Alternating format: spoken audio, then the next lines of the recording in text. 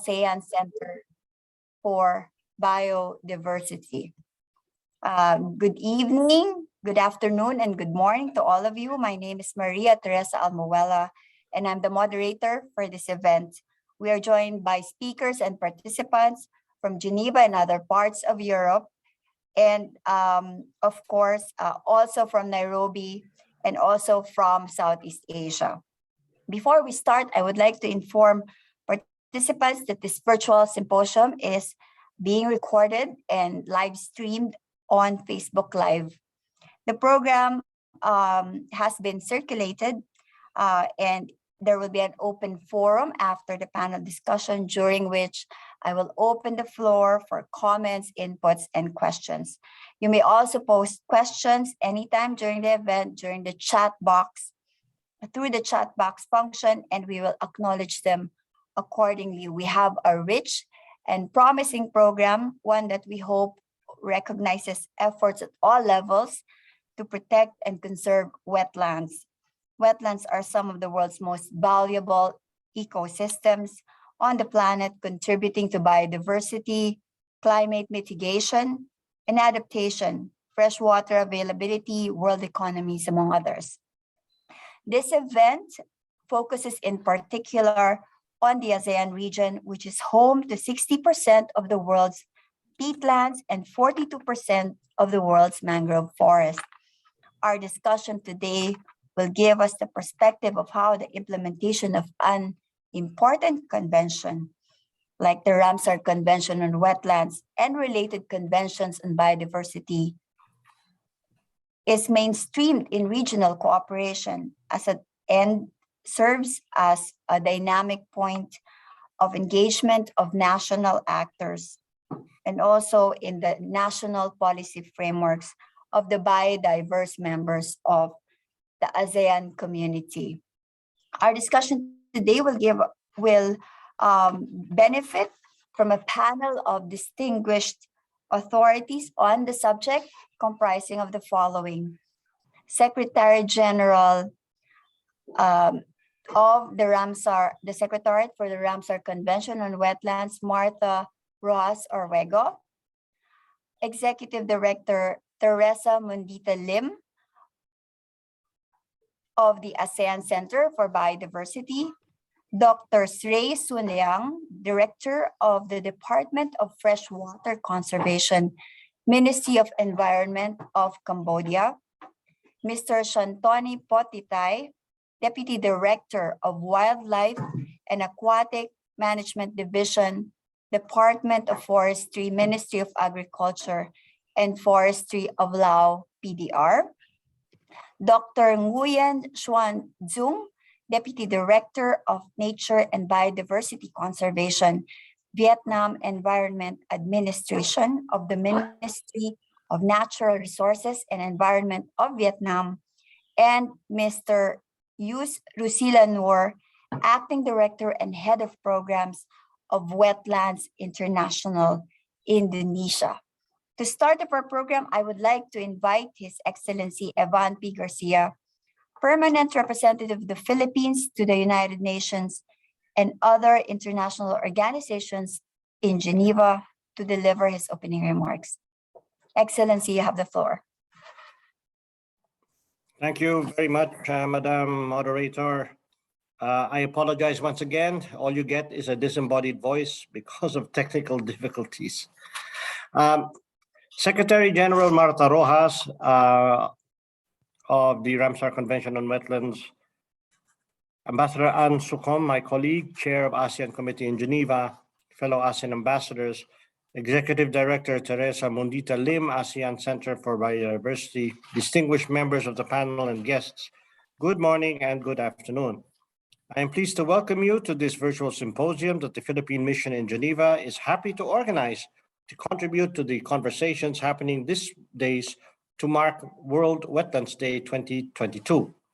The mission is delighted to collaborate with the Ramsar Secretariat in Gland, Switzerland, and the ASEAN Center for Biodiversity in Los Baños in the Philippines on this event, which supports the first global campaign following the adoption of Resolution 75/317 on 30 August 2021 by the UN General Assembly, establishing the 2nd of February as World Wetlands Day. Thanks to new modalities in conducting international gatherings, this event brings together participants from 2 continents across 3 time zones for this timely conversation, almost 4 months after COP26 in Glasgow. 50 years ago, the Convention on Wetlands, or the Ramsar Convention, was signed in Ramsar, Iran, in response to a clarion call for global conservation and protection of the world's wetlands. Today, Ramsar membership has grown to 170 members, and its mission has become ever more important. The world is on the brink of an environmental inflection point, and the protection of wetlands from vulnerabilities and their value is restoring the integrity of the global ecosystem demanded our priority agenda. I believe that the discussion today will benefit from the participation of the Ramsar Secretariat, presented by no less than the Secretary General, Madame Rojas, whose dynamic leadership has led to a rejuvenated program that is people-oriented and focused on strengthening regional partnerships. We hope that this event can bring out best practices and perspectives from the Philippines' home region, Southeast Asia, in the context of these global efforts to implement our obligations under the Convention on Wetlands. In short, to emphasize the synergy and complementarity of a global mandate and regional and local action. We are pleased that Executive Director Teresa Mundita Lim of the ASEAN Center for Biodiversity is also with us. Although its beginning can be traced back to 1998, the ASEAN Center for Biodiversity was formally established in 2005 by mandate of an ASEAN ministerial meeting as ASEAN's response to the challenge of biodiversity loss. It is an intergovernmental organization that facilitates cooperation and coordination among the 10 ASEAN member states and with regional and international organizations on the conservation and sustainable use of biological diversity and the fair and equitable sharing of benefits arising from the use of such natural resources. The ASEAN approach highlights 2 points. First, that the protection of wetlands finds a coherent nexus with biodiversity conservation and sustainable use of resources that brings inclusive and equitable development. Second, that a people-oriented, people-centered response anchors durable outcomes. We will be listening to distinguished authorities and experts from Cambodia, Indonesia, Thailand, and Vietnam, who are joining us from their home base as they share best practices and national experience on wetlands conservation, including the ASEAN Heritage Parks and the East Asian Australasian Flyway, which are supported by Ramsar Convention Secretariat. We are also privileged that Ambassador Sokum An of the Permanent Mission of Cambodia to the UN in Geneva is giving the closing remarks. Ambassador An is chairperson of the ASEAN Committee in Geneva, which is composed of all 10 permanent representatives of the 10 ASEAN missions here. We hope that this virtual symposium will highlight the role of global and regional institutions like the Ramsar Secretariat and the ASEAN Center for Biodiversity on one hand, and the power of enlightened national actors and communities on the other, and the synergies of efforts on which the future of the world's wetlands and our planet depends. We trust that this symposium will leave each of us enriched and inspired from a meaningful conversation, one that is not only timely and relevant, but also truly global in scope and depth. I look forward to an engaging conversation and thank our panelists and guests for their participation. Thank you.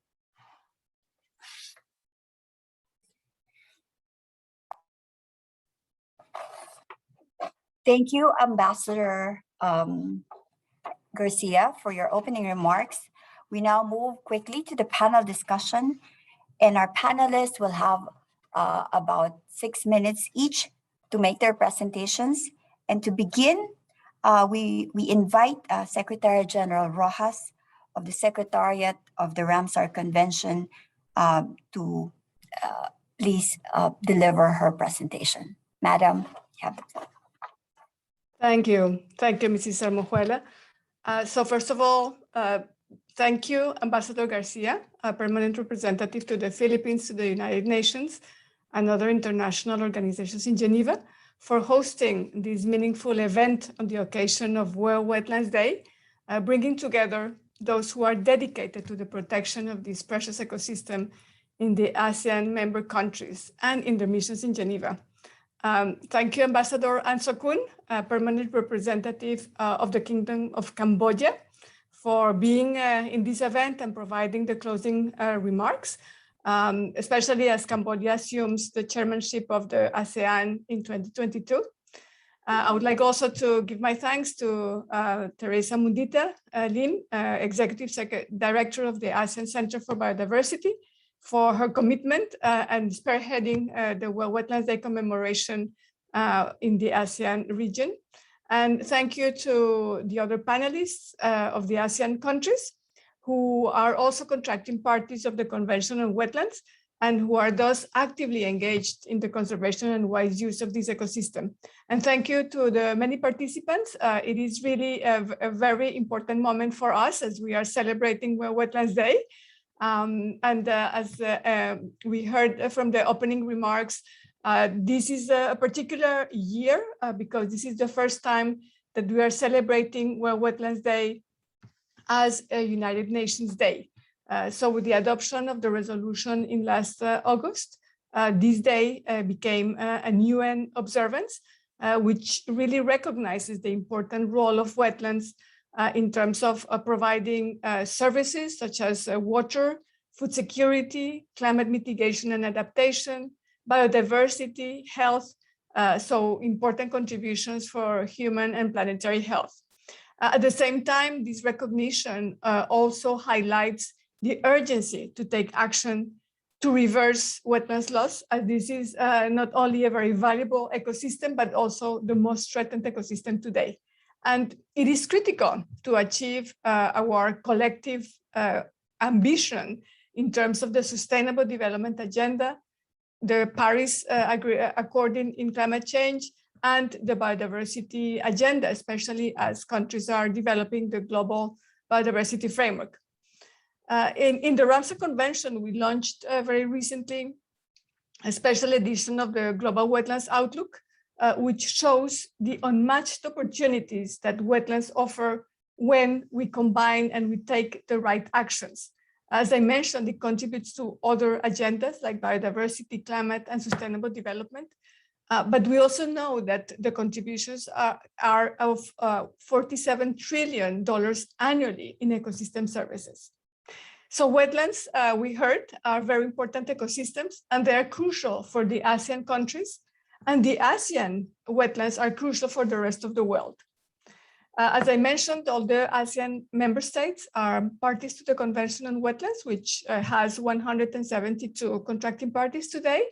And the ASEAN countries possess some of the world's most biologically important regions.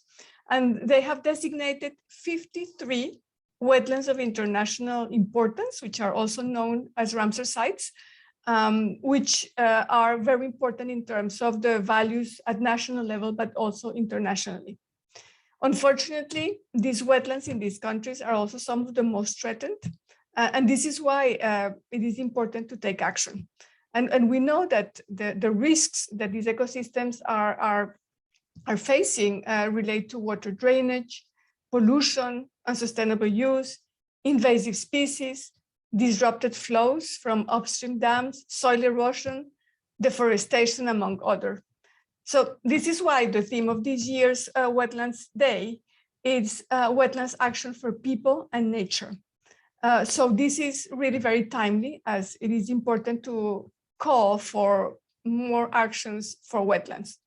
And in this regard, this event is very important in raising awareness and scaling up action in ASEAN countries so that we can meet the needs and ambition of the ASEAN countries, but also of the international community to reach biodiversity, climate change, and SDG goals and targets. And here I would like to highlight the role of ASEAN in fostering multi-stakeholder collaboration, which is very complementary and mutually supportive to the work under the Convention on Wetlands.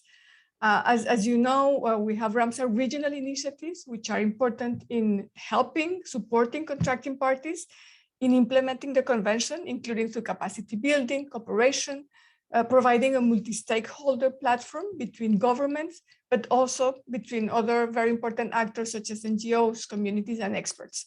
So I would like to close by thanking the ASEAN Center for Biodiversity for playing such an important role as policy supporter and as a clearinghouse mechanism for best practice in the region. And to thank all the contracting parties who are members of ASEAN, our host, and all the other panelists, and really make a call in this World Wetlands Day celebration for us to join efforts and scale up action to conserve this precious ecosystem. Thank you. Thank you, Secretary General Ross, for inspiring us with that call to action. We will now invite Executive Director Teresa Monita Lim of the ASEAN Center for Biodiversity to share with us insights on how ASEAN is supporting the work for global biodiversity by describing to us the institution, its mission and vision, and also its initiatives on the protection and conservation of wetlands in the ASEAN region. Secretary General Ross has identified, has named that there are at least 53 wetlands of global importance in the region. Are an important part Executive of our daily Director lives Lim, and contribute to our well-being. They naturally filter and store water, making it available His Excellency Evan Garcia, Permanent Representative of the Philippines to the United Nations and other international organizations in Geneva. His Excellency Ambassador Ann Socon, Permanent Representative, Permanent Mission of Cambodia to the United Nations and other international organizations in Geneva. Of course, my good friend Martha Rojas, Secretary General of the Ramsar Convention on Wetlands. Dr. Shrey Sunling, Deputy Director General of the General Directorate of the Department of Natural Protected Areas of the Ministry of Environment of Cambodia. Mr. Shanton Puchitay, our Deputy Head of Wildlife and Aquatic Management Division, Department of Forestry, Ministry of Agriculture and Forestry, Lao PDR. Dr. Nguyen Xuan Dung, Director General of Nature and Biodiversity Conservation, Vietnam Environment Administration, we've been speaking earlier because it has been a long time that we've seen each other, and it's very good to see them, all of them here online. Also, Mr. Yus Rusida Nur, Acting Director of the Wetlands International Indonesia. To all our partners from the Philippine Mission to Geneva, Your Excellencies, other members of the diplomatic missions, representatives from the ASEAN member states, colleagues, and guests. Good afternoon. We are grateful to the Philippine Mission to Geneva. Good afternoon from the Philippines. Good morning to everyone else in Geneva. We are very grateful to the Philippine Mission to Geneva for inviting the ACB to co-organize this timely symposium. This event, with the participation of key institutions and AMS, ASEAN member states, makes the month-long celebration of World Wetlands Day all the more meaningful. Wetlands, of course, are important ecosystems that are worth celebrating. In the ASEAN region, inland waters and wetlands occupy close to 2 million square kilometers and comprise 60% and 42% of the world's tropical peatlands and mangrove forests, respectively. These abundant but fragile ecosystems support about 95 million people in the ASEAN region, whose livelihoods greatly depend on wetlands and provide essential ecosystem services for agricultural production, water provision, energy sourcing, and tourism, among others.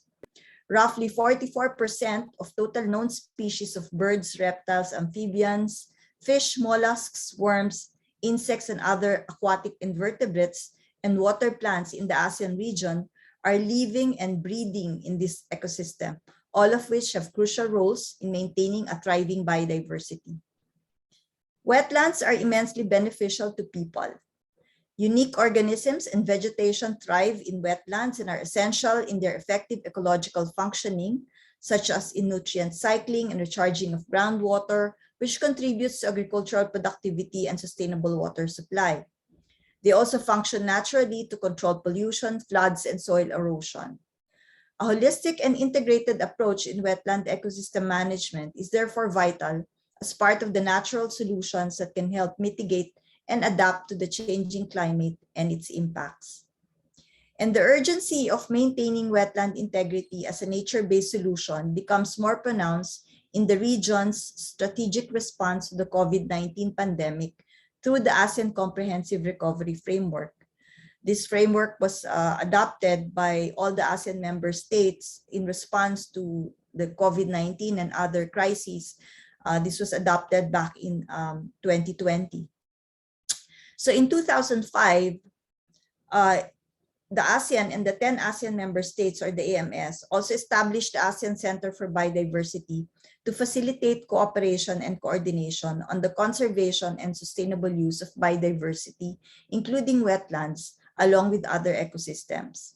Since then, the ACB, together with the ASEAN member states and with the support of ASEAN Dialogue and Development Partners, has been implementing various programs for coastal and inland waters to contribute to the regional and global targets to reverse biodiversity loss.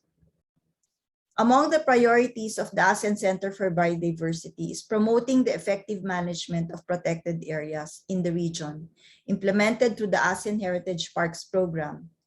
The ASEAN Heritage Parks Program, an ASEAN flagship program, advances initiatives to support protected areas in the region. There are, at this time, 50 ASEAN heritage parks, 12 of which feature wetland ecosystems, and 9 are designated as Ramsar sites. Currently, there are more than 600,000 hectares of wetlands among the ASEAN heritage parks. The ACB continues to support identified wetland protected areas in the region in terms of capacity development, livelihood development, and law enforcement through our AHP program. These inland and coastal wetlands form an interconnected system that crosses country boundaries and shares the same species and populations, as well as common pressures and threats.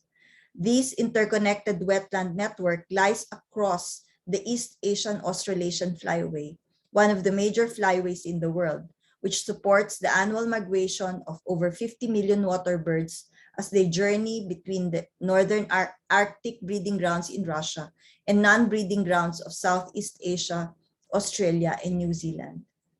The ASEAN region lies at the heart of the East Asian Australasian Flyway, or the EAAF, thus ensuring the health of the wetlands as staging and feeding sites is an important endeavor that the region is collectively working on.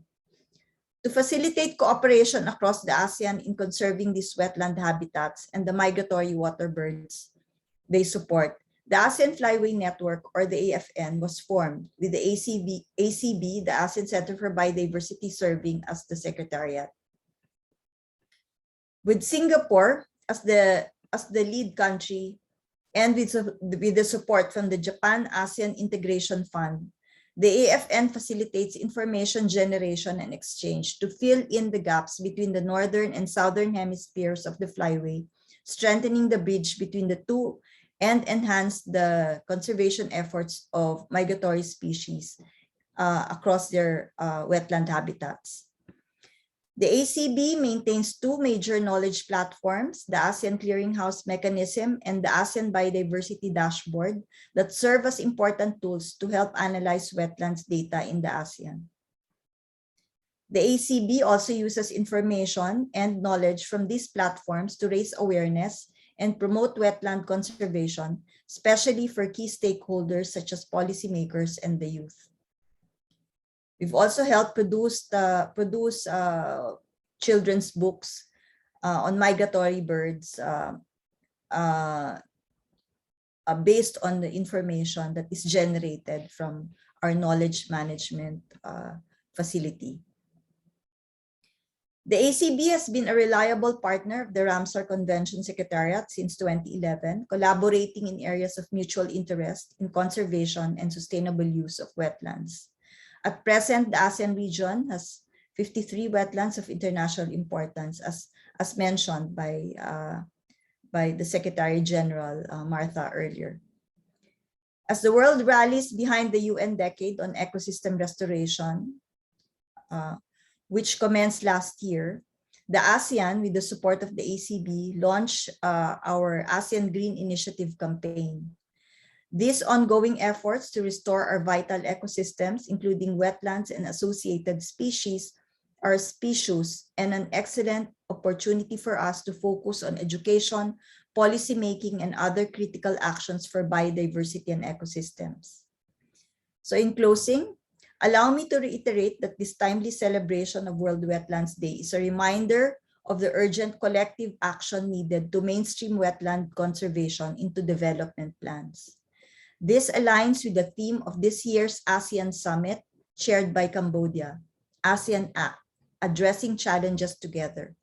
The ACB stands ready to work closely with Cambodia and the rest of the ASEAN in moving beyond silos and mobilizing cross-sectoral support towards wetland actions for people and nature.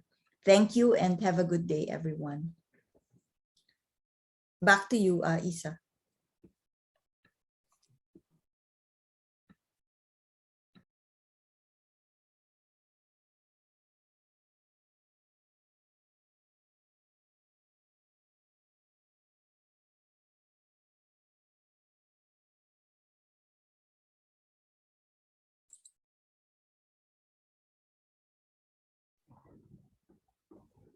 I cannot hear you, Madam. Okay, Please. sorry. I have unmuted myself. I would like to thank Executive Director Lim for her comprehensive briefing on the work of the ASEAN Center for Biodiversity and how it brings together through the institutional processes of ASEAN action among and within the membership of the ASEAN to support biodiversity conservation. So far, we've heard how important regional partnerships are in the context of implementation of the Ramsar Convention on Wetlands and other related conventions. And we've heard in particular from Executive Director Lim that ASEAN regional mechanisms present pathways for the effective, coordinated, and comprehensive implementation of the Ramsar Convention on Wetlands on the ground. And now we will have the privilege of listening to distinguished authorities and experts who have key responsibilities in national policymaking and the implementation of wetlands and environmental conservation programs in 4 of the 10 ASEAN member countries. And I'm talking about Cambodia, Laos, People's Democratic Republic, Vietnam, and Indonesia. We've asked each of them about the importance of wetlands in their national environmental agenda on biodiversity conservation, their current programs and national experience, best practice, and also challenges. I give the floor first to Dr.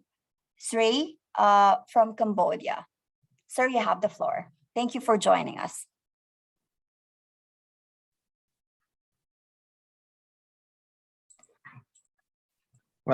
Thank you very much. So first, let me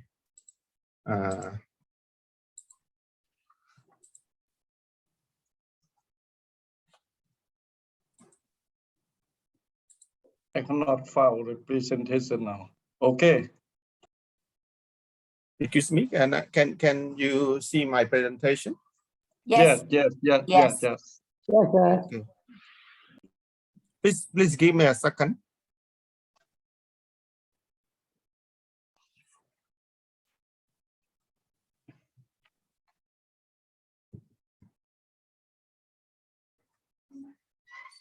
Anh check my ASEAN được không hả? Okay. Okay. Again, thank you.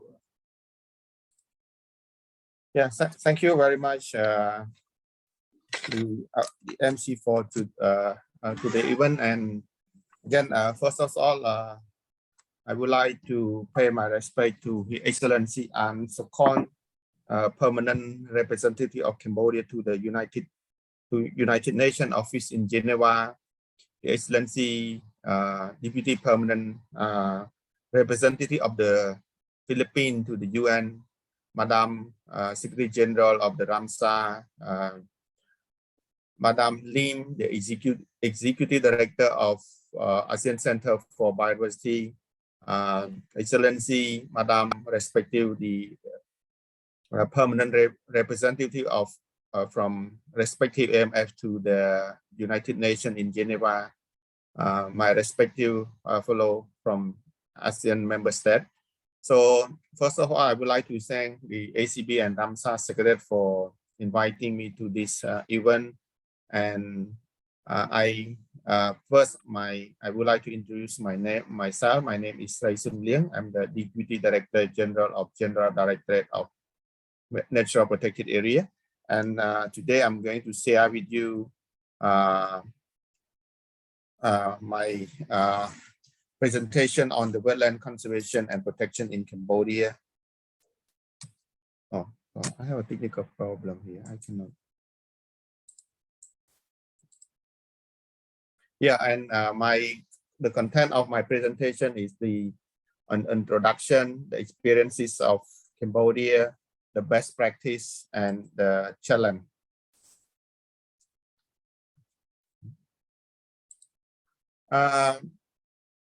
Cambodia is, and you are well aware that we are rich in natural resources. This including forests, mineral, bird, mammal, reptile, fish, and livestock.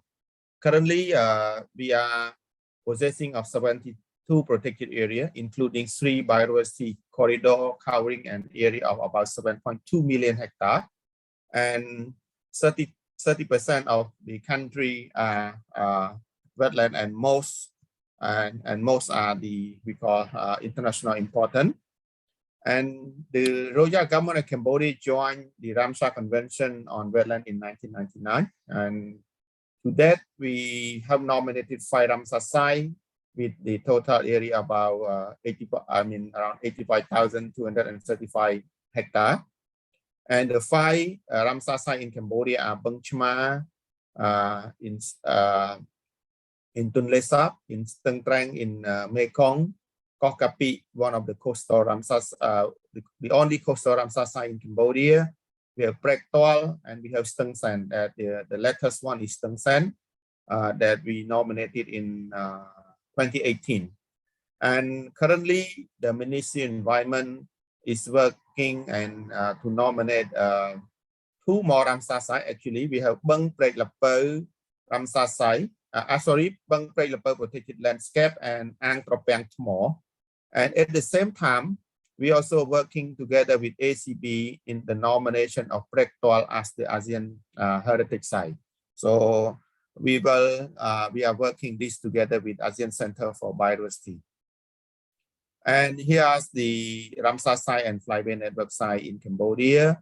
We have Prek Toal, Koh Kapi, Steng San, Bung Chma, and the Mekong middle set of the Mekong River. And here's the map of the wetland protected area in Cambodia.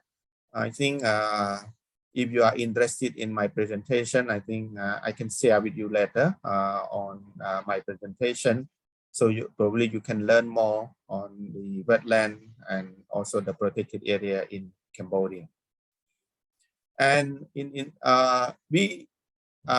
terms of the wetland, I'm going to talk on 3 types. One is the Mekong, Tonle Sap, and the coastal. And in terms of Mekong, it's a unique river system. We are all learned that it's very unique river system. The importance of water and food sources for the country as well as the region. It's a rich area of biodiversity. It supports endangered species of Mekong giant catfish, Era Duffy dolphin, for example. And it's one of the main tourist destinations. And we use this to improve the local livelihood and the water for irrigation and replening the soil and nutrients. This is and in terms of Tonle Sap Great Lake, it's the largest freshwater lake in Southeast Asia, and it also serving as the largest water bird colony in Southeast Asia. I think we are aware of that. It's supporting many endangered species, for example, Bengal falcon, royal turtle, muskrat food, etc. And its unique river system and the heart of the Cambodian people. The coastal area of wetland, the reaching of mangrove forests, sandbar and mudflat supporting the migratory bird species. It actually rich in nutrient and productivity, the soil mass and peatland for water retention and carbon sequestration. And the peat in Cambodia is one of the unique that we have found it when we do the survey with the support from the CPET project from GEC. It's provide a natural resource for the local livelihood and food security for our people, and it also one of the main tourist destination in the country. The wetland conservation experience in Cambodia is an important measure for wetland conservation. Is we are doing by designating by biodiversity rich area as the protected area. For example, Ramsar Sai, while we do allow their wide use by the various stakeholders with appropriate wetland management. So wide use guideline that has been produced by the Ramsar Secretariat, I think is very important to our local people, because one is nominated as the Ramsar site, we have to explain our local people that they still can access and use all the resource, but they have to practice what is called wide use. So it's very important guideline, and we try to explain our local people and ensure that they could get it and understand what is wide use. And it also crucial for our people to use the wetland in sustainable manner to ensure the function and serve of the wetland ecosystem. It's important to engage all stakeholders to make a better decision, share benefit, and promote collaboration among them for the wetland conservation. Because when we are talking about wetland conservation, it's in goal the multi-stakeholder. So we do need all the participation from relevant people. And I do want to give you the wetland conservation, our experience in nominating the Ramsar site in Cambodia. We do need to conduct the biodiversity assessment and review the criteria for Ramsar designation. We do the consultation with all relevant stakeholders, especially the local community, local authority, and relevant institutions at sub-national and national level. And then we have the internal meeting and draft the sub-degree and preparation for the Ramsar information sheet and other relevant document for the consideration and approval from our Prime Minister. So the nomination of the Ramsar site is by the sub-degree that's signed by our Prime Minister. And you can see here that I share here. And our other experience is we are doing education and awareness raising to the key factor in wetland management. We organize the annual World Migratory Bird Day, organize the Bird Festival and Nature Expo, annually organize World Wetland Day, fair, exhibition, video show, and other education and awareness activity. This is one of what we consider to be our annual activity. In terms of the regional cooperation to strengthen the wetland conservation, Cambodia are the member of Ramsar Convention. We are also involving or actively participate in the regional initiative. For example, Ramsar Regional Center East Asia, located in South Korea, the East Asian Australia Flyway EAFP in South Korea, ASEAN Cooperation on Environment. We are actively participate in various ASEAN working group. For example, ASEAN Working Group on Nature Conservation and Biodiversity, ASEAN Working Group on Coastal and Marine Environment. That is the part of regional cooperation that we are working. And currently, we are also chairing the Indo-Burma Ramsar Regional Initiative. And in terms of best practice, where we can share with you is that I'm bringing you one of the pilot site on Lung Pring protected landscape that has been nominated as the first flyway network site in Cambodia. And we thank for the support from the EAFP. I mean, when we start the nomination process until the end, and thousands of people surrounding the area are rely on the ecosystem service provided by this wetland. And the ecotourism program was set up to create the employment opportunity for local people and generate income for community development. In addition, our rangers are also in partnership with local community environment agent in biodiversity monitoring and patrolling.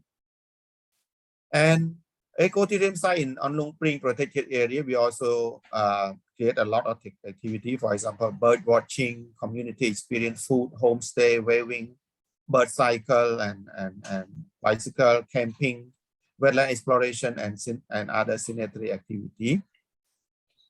Eco-friendly rice program. We introduced the,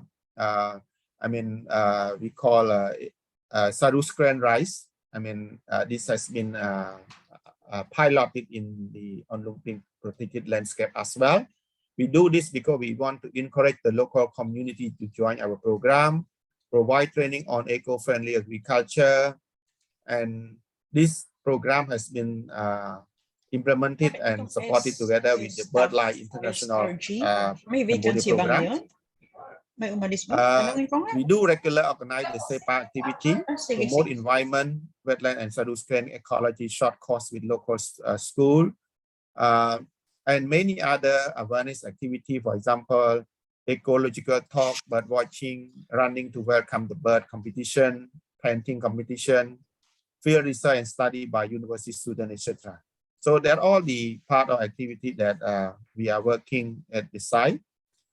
In terms of the challenges, more or less we are sharing some same challenges, I guess, on the increasing of the population, wetland conversion to agriculture land or other land use type because of the population increase. So there are more demand for agriculture land. So we are also facing this.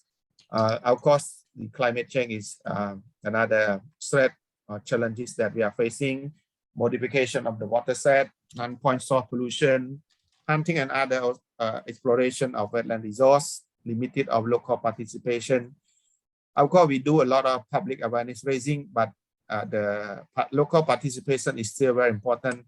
And we do need more activity and awareness program to ensure a very active participation from our local people.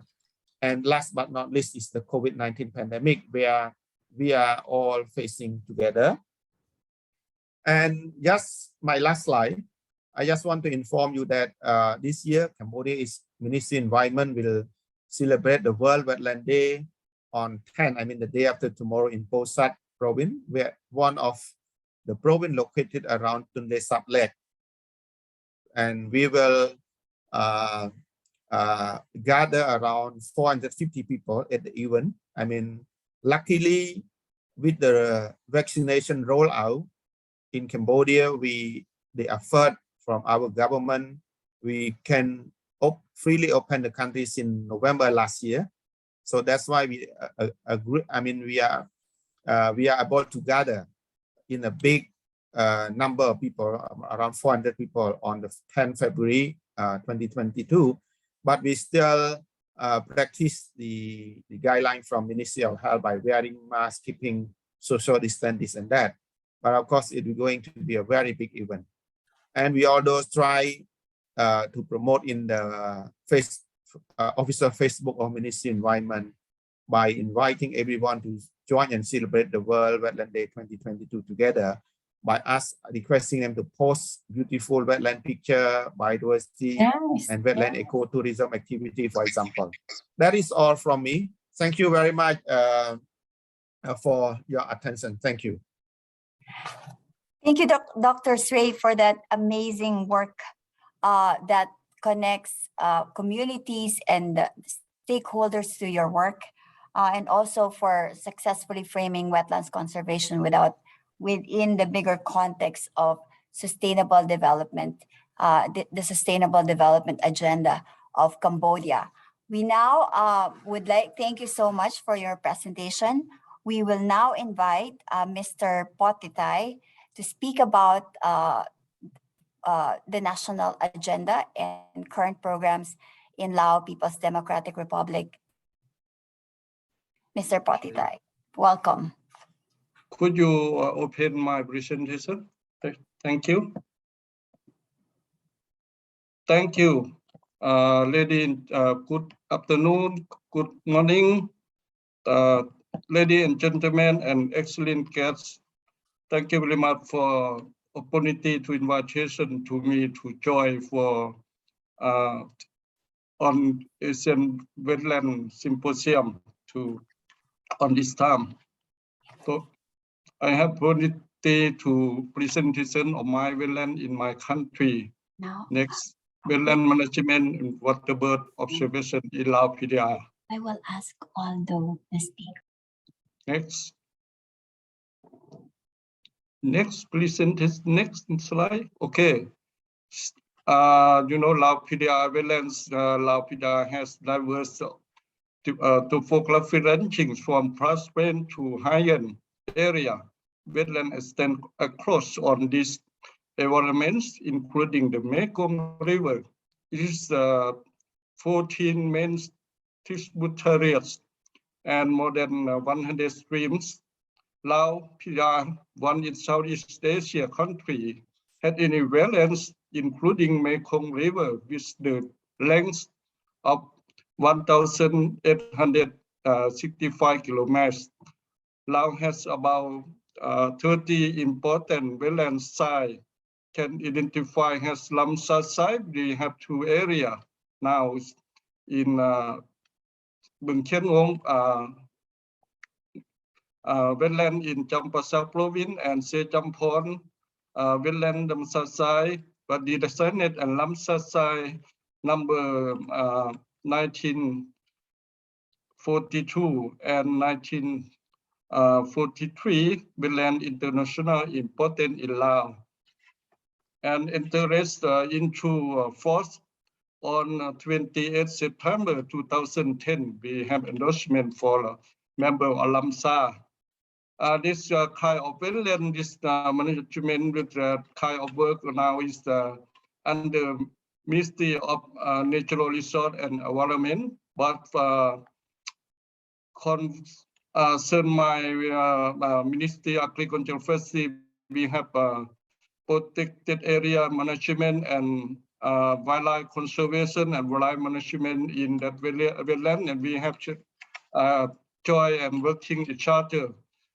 Next, in terms of bird observation, the species diversity of bird in Laos, we widely post that has as 1971 species, including with 596 species of land birds and 103 species of water bird and 266 species of migratory birds and 5 species of sea birds and 1 species of breeding and endemic BirdLife International 2021. In addition, 29 species of birds in Laos are known the global trended species, including 15 species of vulnerable and 6 species of endangered species and 8 species critically endangered species. Next. This several waterbird species were recording in Laos, and some areas, some on the wetland area, some usually we found wetland area and found from the riverbank to in that kind of species. Next. This area for Bung Chien Ngong Lamsa site is the Bung Chien Ngong wetlands complex Champasak province, southern part of Lapida, is an open wetland area with the diverse wetland types, including swamp, lakes, peatland, and marsh. Bung Chen Ngong wetland is a catchment more than 6,000 hectares, of which the 2,360 hectares are part of Sapien National Protected Area. It is located in southern Pathumthon district under Champasak province, about 70 kilometers from Pakse. This wetlands has about 400 hectares of high quality peatland and about 1,000 hectares of seasonal semi-peatlands with a low quality of peat. The wetland support for local livelihood and approximately 7,400 people to get for livelihood and in that area. Next. In terms of Sejampon Lamsasai, now we have Sejampon wetlands are located in Jampon and Saiburi district, about 54 kilometers southeast of Kaishon province, capital of Savanakhet province. The main of northern protection of the wetland is about 3 kilometers south of Ban Kangkok, Jampon, Jampon district, between the route of and row 11, or 9 and row 11, the southern end of the side at the choice Buri district. The total area Sejampon wetland is about 12,400 hectares of the 14 village surround and nearby total population of 7,000 people. 2/3 of the area belong to the Jampon district and the rest to the Sunburi district, the nearby district of Asport and Asport Thangthong. Also utilize the wetlands. The Lamsa site consists of the 2 portions, one in the center of the wetlands and one in the south. Under decree 50 Prime Minister, date 21 February 2011. The National Committee of Wetlands Management and Ramsar Conventions was released and appointed to provide guidance on the implementation of Bung Kiengong and Sejampon, the Lamsa side. That's the map of Sejampon. We have water burst survey. We use conducted in 5 location and potential by Lamsa from private side. The methodology we use GPS, Nikon model, and P1000 monocular and guidebooks were used to identify the water bird when migratory. Next.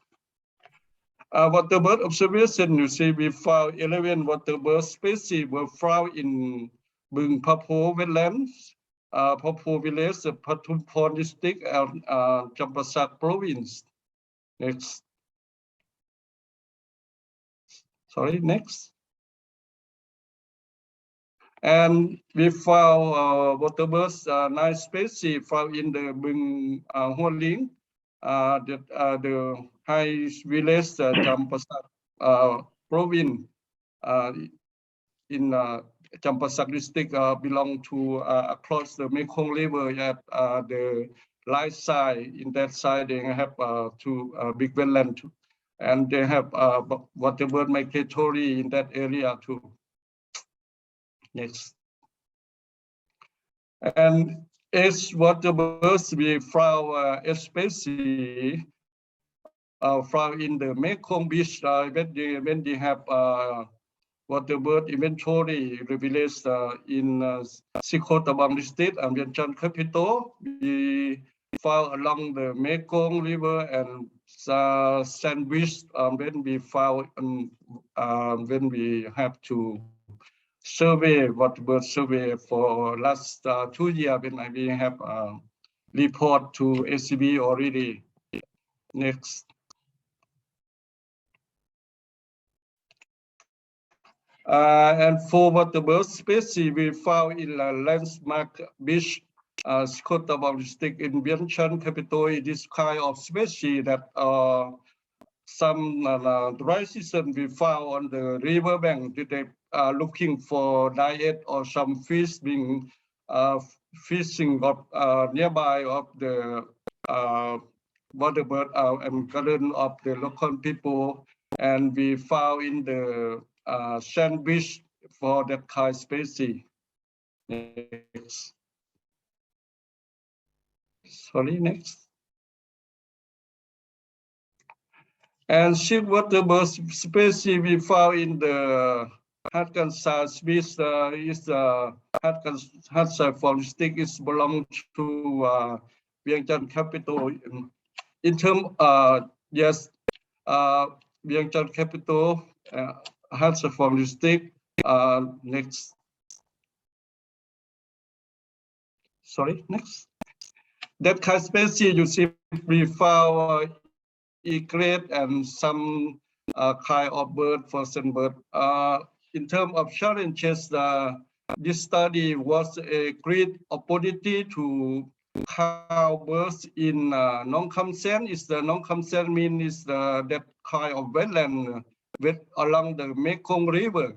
The challenges of this study was lowest level of Mekong River, and next observation should increase the northern parts of the Mekong River. The main threats to wetlands management and birds conservation are flooding caused by release of the dam upstream in the Mekong, also nesting, trapping, and hunting of birds. Distribution of by fishermen is sometimes is fishermen that from the fishes in that coastline in that area, sometimes disturbed from the habitat of water bird migratory. In terms of environment issues, such as using chemical, is some of the people they use chemical on vegetable garden, and some birds are eating for vegetable, and to that of their garden, and by some issues removal sand gravel for construction apart from the water levels issue. Most of the other threats can be mitigated by local communities. Lack of the tool for evaluate rising. If we have issue, we would like some tool or supporting for budget to we have to continue for the water bird survey in my country, because now we lack of budget. If ACB they thinking for important area of water bird and private network of my country, could you to continue for, I think for you continue to consideration to support, continue to support. Next. Sorry, next. Okay. It's a way forward, if possible. Next step, water bird census in Lao PDR is to continue the count of water bird upstream along the Mekong River. Luang Prabang province is the north part of Laos. From Phu Siang Thong is the southern part of Laos, Sipandon Islands. It is 30 wetland sites and 2 Ramsar sites, including Bung Cheng Ngong and Se Champon. Se Champon is the central part of Laos, it's one of the Khet province. Should be includes the annual ancient wetland water bird census and monitors and other times to year to cover the north, west, and southwest in migration season to identify the importance for migratory waterbirds and assess their potential for designs as EAAP network size. Finally, support for could to support wetland assessment in Lao PDR to monitoring and exciting trade and develop possible to strategic of wetlands protection area.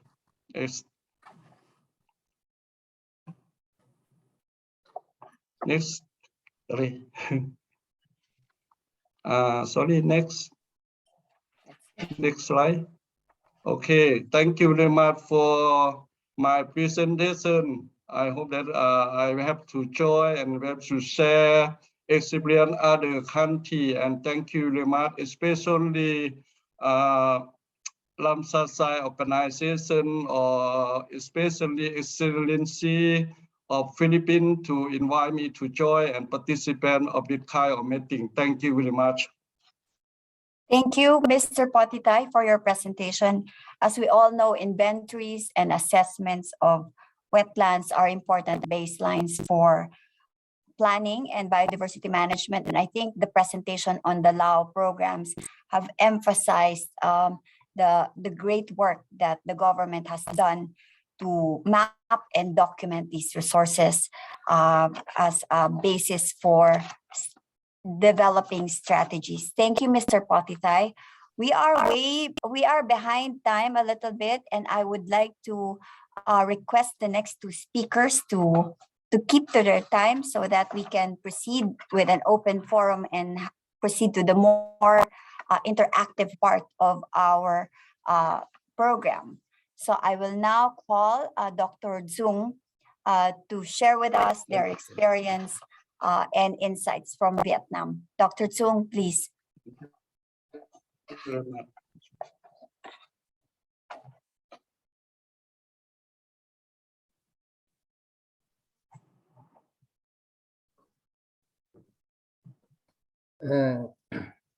Good morning, good afternoon, and every delegate today from Vietnam. I'm very happy, and thank you very much for all of you for inviting me to join the symposium, very important event.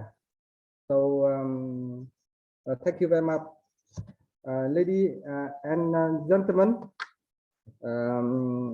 High Excellent Evan Garcia, Permanent Representative of Philippines to United Nations and other international organizations in Geneva. And High Excellent Song Khaan, Permanent Representative of Cambodia to the United Nations and other international organizations in Geneva. Secretary General Matra Rosas Orego, Convention on Wetland Ramsar Convention, Executive Director Teza Mudila Plim, ASEAN Center for Biodiversity, and other delegates from AMF and other delegates to join the meeting today. On behalf of the Vietnam Ministry of Nature Resources and Environment, I would like to share with all of you very brief on the regarding on the wetland conservation in Vietnam because of the limited time. So I would like to very brief my presentation. My presentation have 4 main parts. So I would like to show all of you here. The first one regarding on the some main challenge on wetland conservation in Vietnam now. This part I also would like to brief some introduction of the wetland in Vietnam. And the second part also very important, the protected area for wetland conservation, also very important to identify the area for wetland conservation. And the third part also very important from point of the government regarding on the developing and making policy for wetland conservation, because of maybe for from the other view, from the stakeholder, from the community, from the enterprise, from something like that. But now my presentation I focus on the government, how how the government for wetland conservation. And the final thing also very important, I would like to have some idea and how to promote, how to propose, how to improvement of the wetland conservation in the region, especially for the Asia country, very important for us in the coming time. The first part also very important, like other Asian countries, Vietnam have very rich biodiversity, and especially for wetland. We have enough. We have a lot of the kind of wetland, the coastal wetland and inland wetland. Especially we have two big delta, Mekong Delta and River Delta, two big wetland in Vietnam. So as you know, the wetland in Vietnam provide play very important thing for developing the country. The wetland provide four kinds of the services, and especially those four kinds of the services from the wetland provide livelihood for many local people. A lot of the local people now living on the wetland. So the wetland in Vietnam very, very important. However, like other countries, the wetland now in Vietnam are facing a lot of the challenge. Some challenge we found out. We found out. The first one, I think very important thing, the land use, the conversion and aquaculture. This challenge converts wetland into other activities. So the area of the wetlands very decreased. And the second thing also very important, the infrastructure development. And like other developing country, now in Vietnam also, the infrastructure in urbanization affected heavily to the wetland. And the third one also very important, the hydropower plant construction. As you know, now Vietnam a lot of the hydropower plant makes affected the wetland, so makes the area of the wetland also reduced. On the fourth thing, also very important thing, is a lot of area of the sea bread and coral in the marine area. Also now affected by a lot of the region like tourism, like also infrastructure. So a lot of area of cigarette and coral. And also the conversions of the mangrove forest to aquaculture and farming, especially the wetland, coastal wetland, affected by the many aquaculture and farming. And the final thing also very important, affected to wetland, the forest fire. So that's some very main challenge on wetland conservation in Vietnam now. So to deal with those challenges from the point of the government, so now we are trying to limit the reduction of the wetland area. So from point of the government, we would like to share with you some experience and some way from Vietnam. Now we are doing to deal with those talents. Next slide.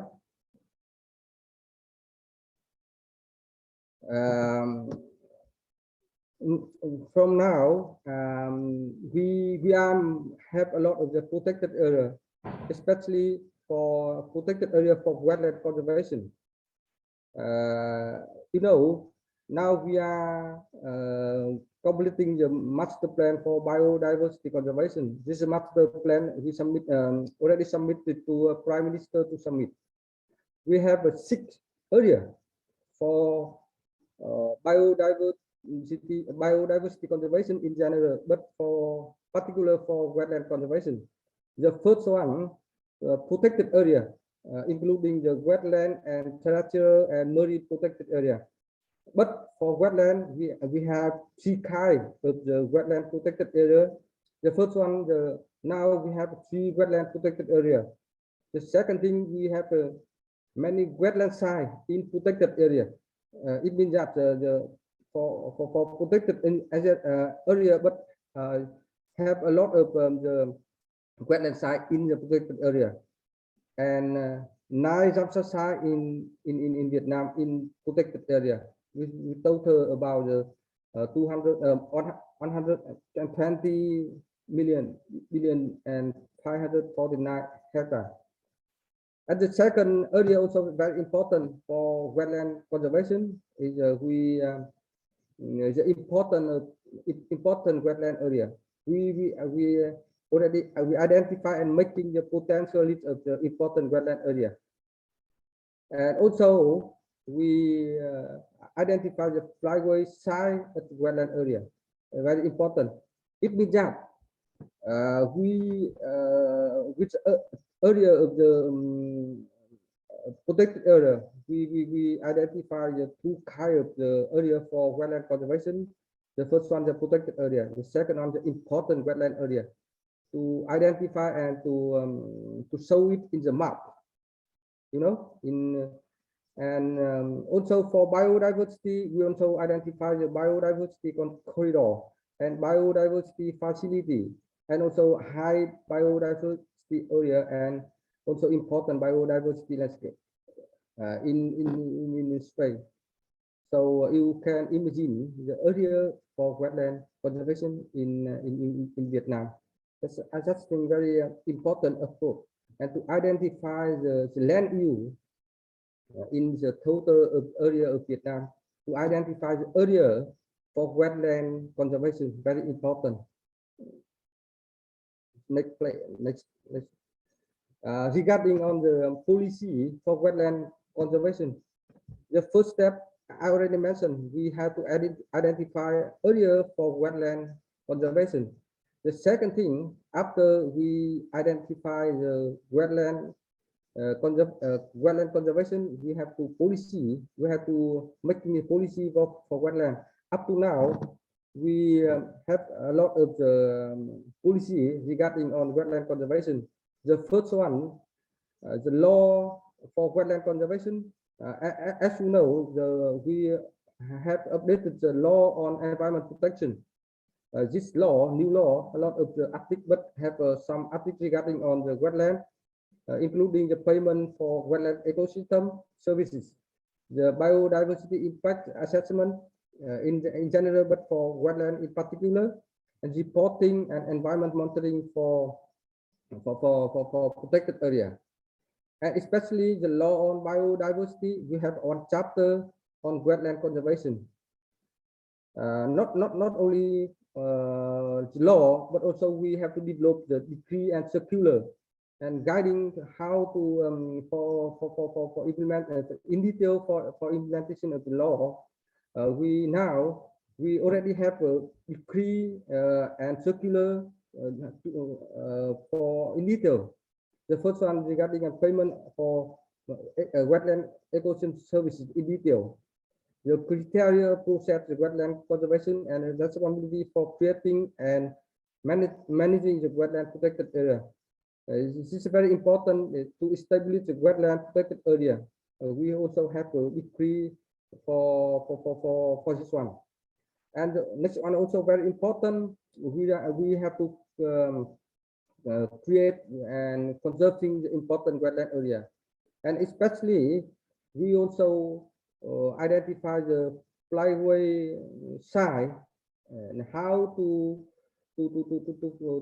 basing on the wetland area, we also identify the flyway site, also very important.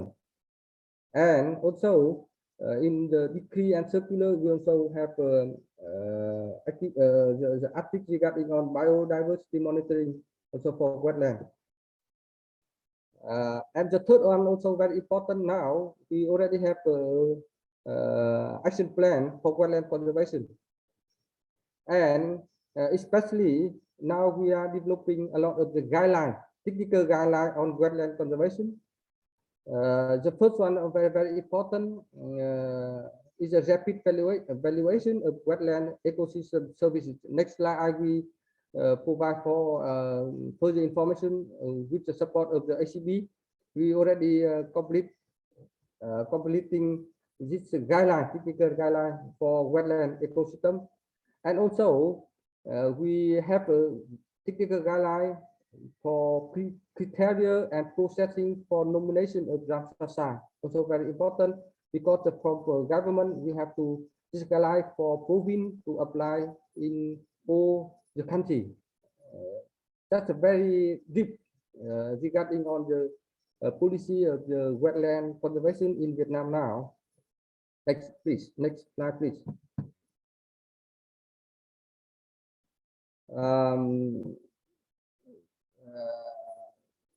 One more slide very important. I think to have effective conservation, wetland conservation, we think that the first thing very important now, we have to developing the data on database on biodiversity, especially including the wetland data. Very important because now I don't know other country, but Vietnam, the data on biodiversity in general and in particular in the wetland data very not very limited. So it's a coming time, and now we are developing the database on biodiversity, including wetland. Important, I think. This is a very important thing for AMF and for Ramsar Convention to consider this one to support contracting party and especially the AMF to develop the data on biodiversity and wetland data. The second thing also very important thing because we from the point of view of the government. So how to approach for wetland conservation very important, especially the AMF. We should share experience to developing the policy, developing the legal document for biodiversity conservation in general, but particular for wetland conservation. As I already mentioned, the Vietnam our approach for wetland conservation already mentioned regarding policy and regarding on the master plan for biodiversity. That's very important to approach for biodiversity conservation in general, but and wetland conservation in particular very important. So we from Vietnam, I would like, we were happy to learn the experience from Cambodia, from Laopedia, and from other AMF, very important for us in the coming time. And one thing also very important, we propose we should developing the regional project for wetland conservation with the participation of the AMF. Thank you very much, ACB. During last time, a lot of the project for AMF and for especially for Vietnam for biodiversity in general, and in particular for in wetland conservation. Through those projects, we have the opportunity to share the experience and to learn the typical thing and something. The support from the ACB is very important for us to developing the how the way for improvement of the wetland conservation in the coming time. Next slide, please. I also would like to have some highlight on cooperation. Under the BCAM project, with the support of the ACB, we have already developed the technical guideline on rapid valuation of wetland ecosystem services. And we already piloted for 2 Ramsar sites. This application of this guideline and will be further scaled up in the coming time. This is a very important guideline. Also, once again, thank you ACB very much for support Vietnam for developing this guideline and for piloting this guideline. I think this guideline I would like to share with all the AMF in the coming time for apply and for using this guideline, very important for wetland conservation in the coming time in ASEAN country. Next slide, please. And also under the small grant program in Vietnam, we also piloting and demonstrating this guideline for one marine wetland and peatland wetland for continue to apply this guideline for other AFP in Vietnam to use this guideline. I think once again, I think the support from ACB also very important for us to developing guideline and to apply for AFP and for national park in the coming time. Next slide, please. Just very because the time very limited, I would like to very deep the information and sharing the experience from Vietnam regarding on from government for wetland conservation. So regarding on very brief regarding on experience our approach for wetland conservation. So once again, thank you very much. Thank you, the Secretary of the Ramsar Convention. Thank you, the ACB, Dr. Lim, and other colleagues from ACB very support us in the coming time. We hope in the coming time, in its near future, we have a further cooperation and especially for AMF. And occasion of the International Wetland Day, I would like to celebrate all of us here and hope in the coming time we have a lot of activity improving the wetland conservation in the coming time. Thank you very much. Thank you. Thank you. Thank you, Dr. Zoom, for that very comprehensive presentation about the challenges facing Vietnam's wetlands, which also equate to challenges and risk to the people depending on these wetlands. Thank you for sharing with us the strong legal and governance framework for wetlands in your country and the strong emphasis of your current programs on building inventories and assessments, including on the valuation of ecosystem services. Perhaps that's something we can discuss during the open forum. We are way behind our schedule at this time. So just to maybe just to flag that perhaps we can extend a little bit, maybe up to 20 minutes. Maybe we will finish at 11:50. We would like to give our colleague from Indonesia to also share with us very briefly within 4 minutes, if possible, his presentation. And then we will move quickly to the open forum, and during which we will ask all the speakers to turn on their camera. So we have a more interactive format. We will have maybe 10 minutes at most for the open forum. We have received some questions, and we can probably have one round of questions and last words from our panelists to end this very engaging conversation on wetlands in Southeast Asia. So I give the floor to Mr. Noor. Please, sir. Thank you. Good afternoon, everybody. Thank you for the opportunity for me to present about the wetlands conservation in Indonesia. Next slide, please. Let me first started with saying the prime seat Indonesia has in terms of the words wetlands ecosystem.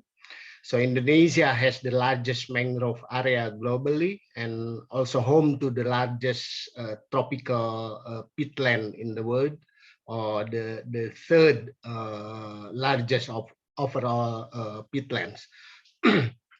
So Indonesia is the front seat of the global initiative on conservation of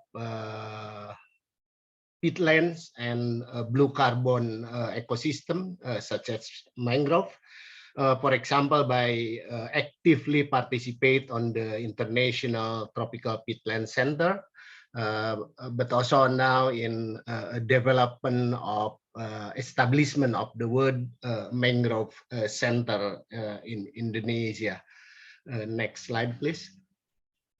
Indonesia ratified the Ramsar Convention just 6 years before the World's Wetlands Day officially launched in 1997. So the President of the Republic of Indonesia released a presidential decree on October 1991 to mark the ratification of Indonesia into Ramsar Convention. By designation of Berbak National Park, 162,000 hectares as the first Ramsar sites in Indonesia. And then since then, a total of 6 other Ramsar sites have been added. And then the National Committee on Wetlands Ecosystem Management established to guide the development of concept and implementation of program using 5 guiding principles or guiding pillars aimed on the integration of wetlands management in Indonesia. Next slide, please. And then in order to prioritize the low carbon development program, which has been agreed nationally, as well as streamline countries' effort to meet the international sustainable development goals. A strategic coordination team for wetlands management has just been established on 2020. And then which various ministries and other stakeholders are committed to develop a kind of a roadmap on the management of wetlands ecosystem, and then focus on peatland and mangroves, balancing on the nation's economic improvement program and emission reduction on the other hand, and their impact to biodiversity. And next slide, please. A momentum for the restoration of degraded peatlands in this most important global peatlands harbor is the release of the presidential regulation into 2016 to establish the dedicated peatland restoration agency, or we call it as a BRG, indicated the Indonesian leading initiative on the coordination of peatland restoration effort nationwide. As the mandate of the agency has finished on 2020, a renewal of even bigger institution established in 2020 under the presidential regulation. It's called the Peatland and Mangrove Restoration Agency. So instead of only peatland, we add the mangrove on the program. So the major task of this agency mainly to facilitate the acceleration of restoration of 1.2 million hectares of peatlands and 600 hectares of degraded mangrove using of rewetting of drain peatlands and revegetating landscape principle.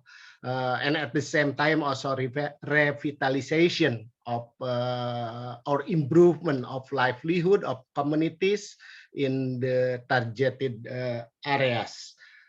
Next slide, please.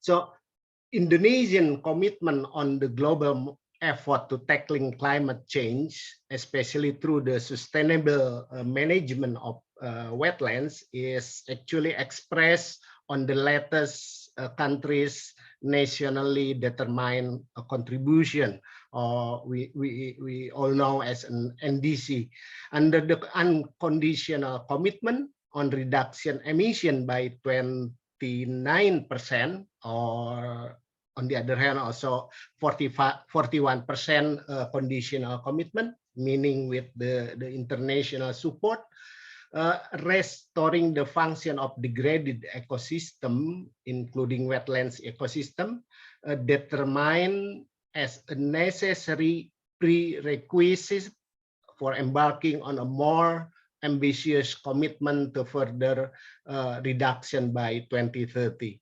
So on the current commitment, Indonesia has set up an ambitious target by 2030 in peatlands restoration of 2 million hectares. And Indonesia and DC also recognize Ramsar Convention has a strong connection with adaptation in terms of conserving and managing wetlands, as well as addressing the driver of wetlands loss and degradation. So we are very happy to see that the Secretary General of Ramsar Convention, Ms.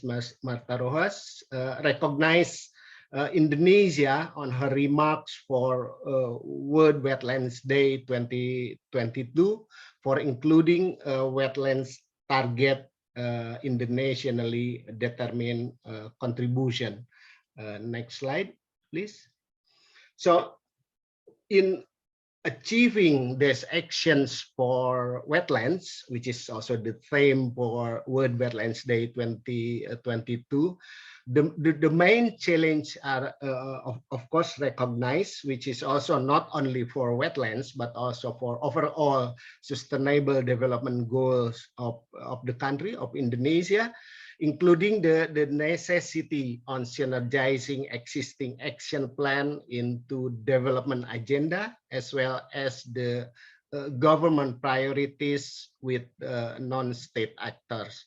So on its location in the Ring of Fire, with so many natural disasters, Indonesia need to enhance disaster resilience as well as climate resilience. Indonesia need to mainstream on the national to mainstream the disaster resilience and climate resilience into the national development agenda. And then as a part, as a member or as citizen of the global village, Indonesia has shown our nation's commitment on tackling global climate change. And I think it is on our perspective that the broken $100 billion promise of climate change need to be fixed, and it is now. To allow country with action like Indonesia adapt to climate change and mitigate further rises in temperature. The UNFCCC principle of common but differentiated responsibility has to be properly done, so that the no one leave behind principle of sustainable development goal is responsibly achieved. Thank you. Thank you, Mr. Noor, for giving us, from the perspective of a civil society leader, the interconnectivity of all these efforts, including on disaster resilience and climate change. we will now ask our members of the panel and all the speakers to turn on your cameras, please, for a photo op before we begin our open forum, which will be very short, considering that we are exceeding our time. But I hope that participants can stay for 10 more minutes as we bring this symposia to its conclusion. I see that our Ambassador Garcia is on camera right now, and we will. Yes, so we're waiting for Dr. Lim and Ambassador Ann and Secretary General Orwego to turn on their cameras. Yes. Secretary General had, this is Byung-sik from the Secretariat of the Convention. Secretary General Martha was here until 11:30, but she had a previous engagement that she had to attend, so she couldn't stay any longer. So she sends her regrets for having to leave a little bit earlier than the end, not see the end. Yeah, so Byung-sik, maybe we can invite you Okay, to thank you. also turn on your camera. Byung-sik, colleagues, Excellency Byung-sik is the advisor for Asia and Oceania region in the Secretariat of the Ramsar Convention on Wetlands. So we're complete, and may I now ask our colleagues to take a photograph for documentation purposes. So, all right, are we done? Yeah, so I suppose that they have taken the shots now. There were some questions on the chat box. You've seen some of them, and we would now maybe just to complete our symposium to have one round of final words from our speaker. There were questions. You may choose which question to answer. But before that, we would also like to grant the request of some of our colleagues from the audience to speak briefly on their comments and inputs and also questions. And I will call first our colleague here in Geneva, the Deputy Permanent Representative of the of Maldives, to also share her views on our open forum. And I give the floor to Ms. Haula Didi. Thank you. Thank you for giving me the floor, Ambassador Isa. And let me first thank the permanent mission of the Philippines and the ASEAN member states for organizing this important initiative as we celebrate the World Wetlands Day. It is really encouraging to hear from the distinguished members of the panel on what is done in the ASEAN region in the conservation of wetlands. As this is a symposium to share national experiences and best practices, I wanted to just take the floor to share our experience from the Maldives and to share some of our national initiatives in place to preserve the wetlands. As you are all very well aware, we in the Maldives are on the front line of climate change. Even though we contribute least to climate change, we want to lead by example. And this is why we have put forward a very ambitious plan to reach net zero emission by 2030. We are implementing targeted, holistic climate policies in recognition of the existential threat that climate change poses to the Maldives. As highlighted in today's discussion, wetlands act as barriers against rising sea levels and flooding caused by extreme weather events. And this is why the protection of our rich biodiversity is a critical element of government's environment protection strategy. I'm pleased to inform that the current administration has pledged to protect at least one island, one reef, and one wetland from each atoll. We have already declared as marine protected areas a total of 14,423 hectares under the Environment Protection and Preservation Act. The designated protected status has been given to wetlands, reefs, lagoons, mangroves, seagrass meadows, and beaches. The Maldives has contributed to increase marine protected areas and species, and with 44 protected zones covering 500,000 hectares of marine and terrestrial areas. In our National Biodiversity Strategy and Action Plan, we have adopted a target to protect 10% of coral reefs and 20% of mangroves by 2025. This is just a few among a wide range of initiatives implemented in the Maldives for the preservation of wetlands. Since we have a very esteemed panel with us today, I just thought that it's very important that I ask a very important question on how we can all work together within the Asia region and as a global community to promote wetland conservation and to highlight the urgency to take action to preserve the wetlands. Thank you, Ambassador Issa, for giving me the floor. Thank you. Thank you, Haula, for that first question to our panelists for that one last round. We also have a request for question and inputs from the Deputy Director of the Forest Department of Myanmar. I think he will speak very briefly on experience in Myanmar. And after him, a speaker from the Ministry of Environment of the Lao People's Democratic Republic. And then we will ask our colleagues in the panel to again turn on their cameras and to address the symposia with their last words, taking into account these questions in the chat box and comments made earlier. Yes, do we have Mr. Tin Mo from representing the Forest Department of Myanmar with us?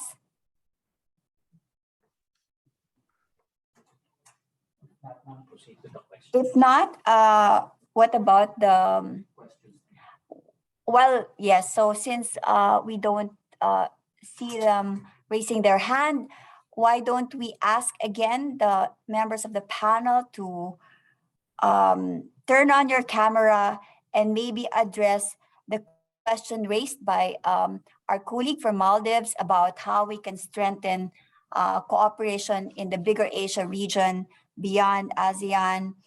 There was also a question on disaster resilience.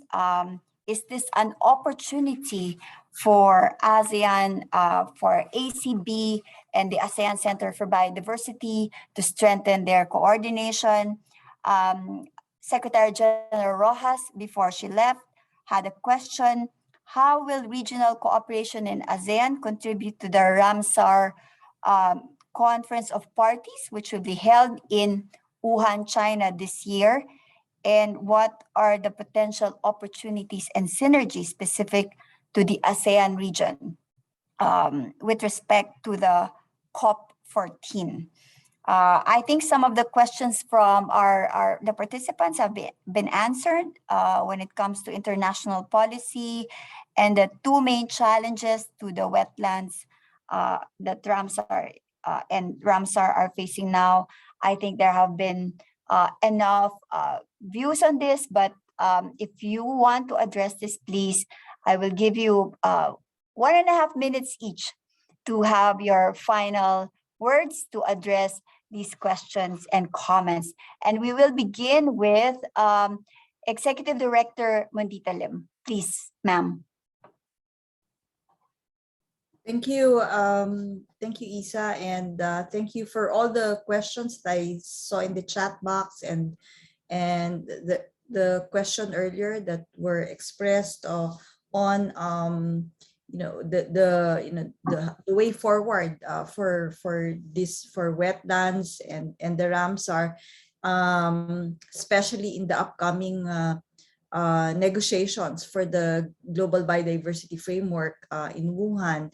And of course, the ASEAN Center for Biodiversity has been facilitating and coordinating with all the ASEAN member states to be able to ensure the synergy across the conventions, multilateral environmental agreements, so that the common priorities of the ASEAN member states will be taken into consideration in the discussions.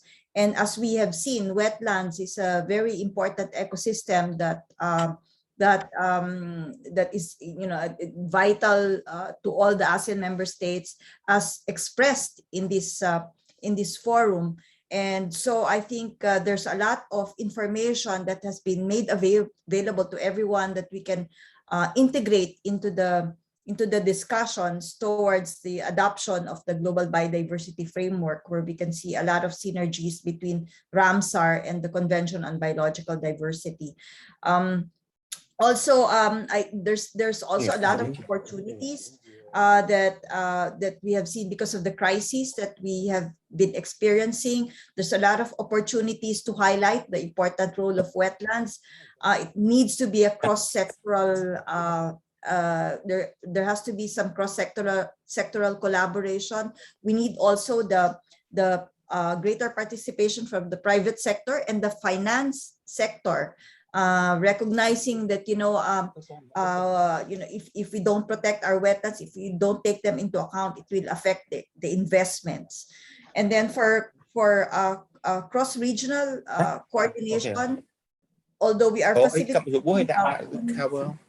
the ASEAN member states, there are also opportunities for coordination across the regions.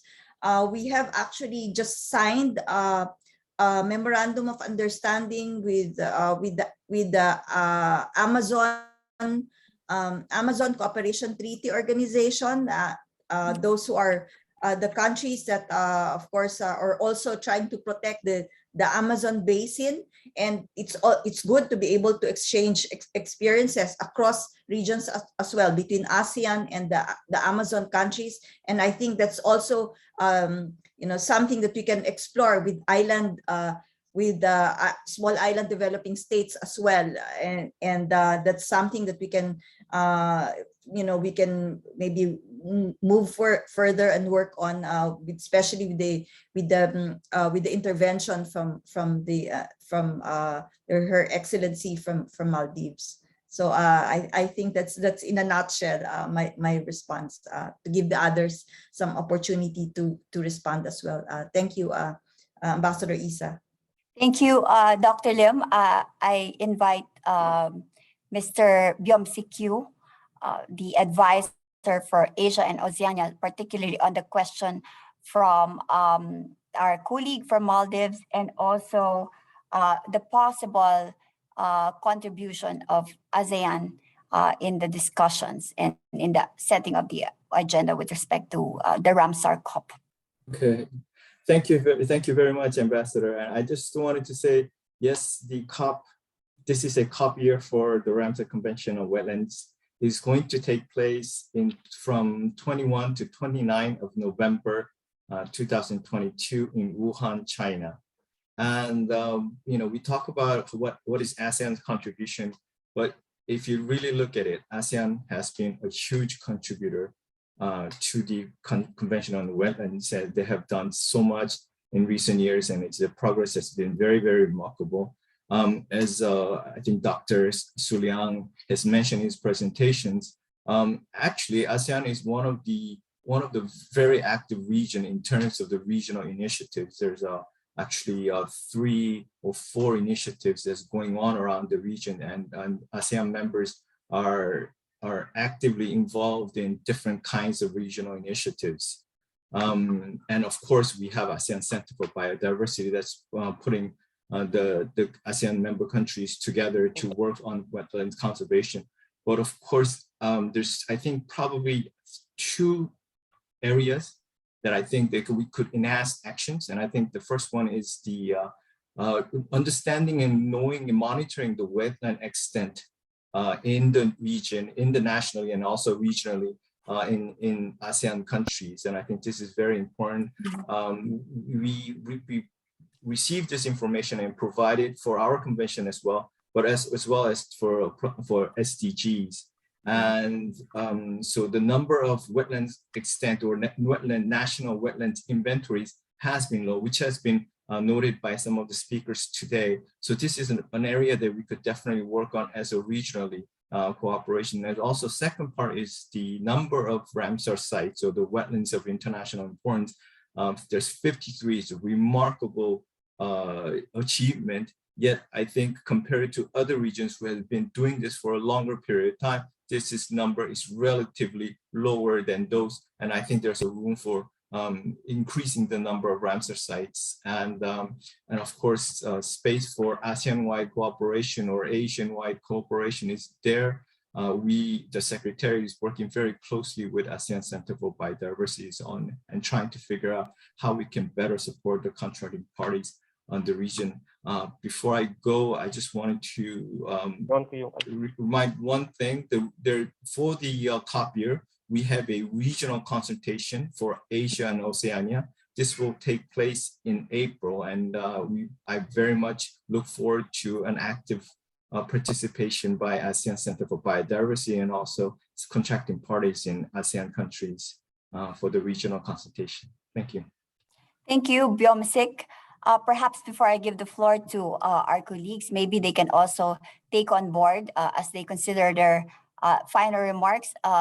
This point made by Byom-sik and Executive Director Lim about the need for ecosystem valuation services. I think many of you have referred to the importance of this work as well as inventories. Do you think that we can improve and enhance programs to support the work of national authorities to progress on valuation services for for ecosystems such as wetlands? Do we have that already, or do we need to do more? Lim mentioned the need to loop in finance people, for example, and Mr. Noor referred to, promises made in the COP on climate change with respect to climate finance. So perhaps we can also address that in your final remarks. I will start with Dr. Srey from Cambodia. Sir. Yeah. Again, thank you very much, Maria, for coordinating, facilitating this meeting. And I mean, to answer the question from that has been posted, and I think our previous speaker mentioned on the scope of our regional cooperation, and as our colleague from Ramsar Secretariat, Mr. Boom Sig-yu has mentioned, in ASEAN, we are very active, and fortunately, we are part of many regional initiatives. And I can say Cambodia, and we are very active in every initiative, and we do contribute. I can say we do contribute a lot as the member of the Ramsar Contracting Party, as well as part of the regional initiative.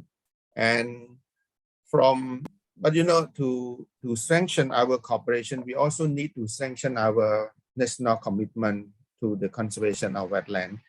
And I think more or less the AMF, the respective AMF, have done a lot. I mean, in respective country to work on the conservation and management of the wetland. We know that the Secretariat based in Geneva would not be able to finance us except the technical assistant guideline, this and that, but as the member of as the contracting party, we have done our best. I mean, put in a lot of effort here and there, prioritize our conservation, the nomination of the new Ramsar site protected area, for example, and the COP in Wuhan. Of course, we know that before the COP, we do have the meeting of the regional from each respective region. So that would be a great time. And so probably we could mobilize more resources when it comes to the regional meeting before we go to the COP. And we also expect that the Ramsar Secretary with the technical assistant and our senior advisor here. Luckily, we have Mr. Boo Sigyu, who previously served in the government of Korea, Ministry of Environment. So I think he will probably guide us and advise us, and so that we can come with a very concrete action, or come with what we call resolution, for example, so that it will take it to the COP and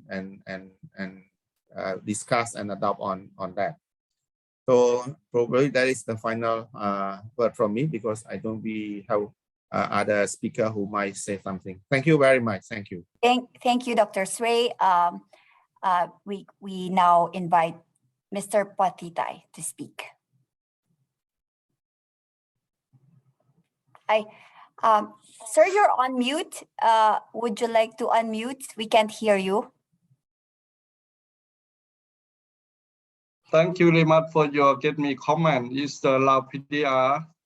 We are welcome if for cooperation for Asian private network, because now in my country we have you see as we have too many kind of waterbird to make it in my area, but we would like to conservation of that kind of species, but we have a budget that kind of work in the field, and we net writing or field work or monitoring of that kind of species.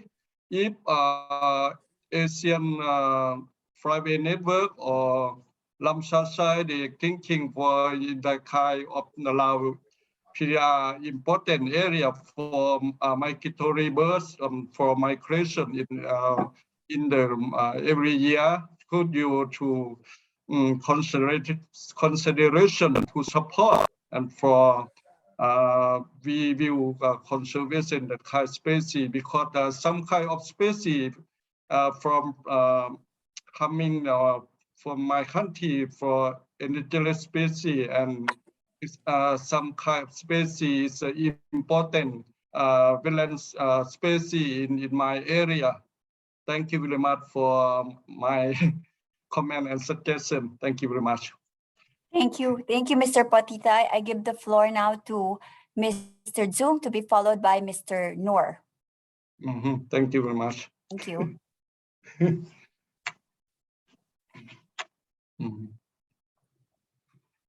Yeah, thank you very much for inviting me to have some idea regarding on the how to improving the wetland conservation. I think as I already mentioned in my presentation, how we establish the forum to share experience among AMS, also from other country regarding on the wetland conservation, was very important thing to learn the experience, especially regarding on the how to making a policy on wetland conservation, also very important thing. So we should share experience. The first thing. The second thing I also mentioned, we highly appreciate the cooperation and the initiative and support regarding on the regional activity, like the ACB now implementing. We highly appreciate the activity by ACB for regional, especially for Vietnam, regarding on the regional activity for biodiversity in general and wetland conservation in particular. So that's a good model for us. In the coming time, we continue to do. So once again, thank ACB very much for support AMS, also for Vietnam for activity. We hope in the coming time will be further strengthened. Thank you very much. Yes, Mr. Noor. Yeah, I think, thank you, Madam Ambassador. I think when we talk about the wetlands and in the context of biodiversity, especially the migratory waterbirds and climate change, inter-country collaboration is a must and then working in isolation is not an option. So I think this is the thing which perhaps ACB can continue their role to facilitate the communication between countries. And I think I would like also to seconding what Dr. Srey mentioned about using the mechanism available in the Ramsar Convention, such as the regional initiative or regional discussion, and bring the decision or bring the agreement into, let's say, draft resolution for Ramsar COP or on the standing committee meeting.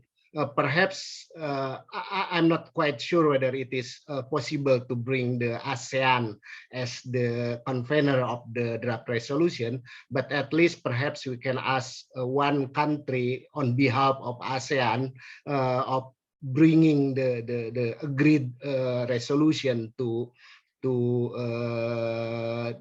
convention. I think like the Philippines brought the intertidal conservation during the last COP, which was anonymously supported by the other ASEAN countries. That's, I think, one kind of mechanism which might be now strengthened in the future COP. But of course, we really need to meet earlier just to make sure that we agreed on the subject or the draft of resolution. And I'm not representing government, so I really also need to consult this to our government. Thank you. Okay. Thank you very much, Mr. Noor, for that very specific proposal. I think BIOMSIC has responded by advising us of the deadline for tabling resolutions for the COP. It's about 6 weeks from now. Let's see how it goes. But we have had a very richly layered discussion so far. We thank everyone for staying this long, overextended meeting. I think this shows the great deal of interest that your presentations have generated. And we now come to the closing of our event, and we have the honor, of course, of inviting Ambassador Sokyun An of the Permanent Mission of Cambodia to Geneva to do us the honor of the closing remarks. Thank you. Ambassador An. Thank you so much, Ambassador Maria, for giving me the floor. So since we are approaching the conclusion of our symposium, I will try to be very brief. Secretary General Martha Rojas, Ambassador Avian Garcia, fellow ambassadors of the ASEAN member states, Executive Director Mundita Lim, distinguished panelists, dear colleagues, ladies and gentlemen. It is my great privilege for the opportunity to engage in this vital symposium.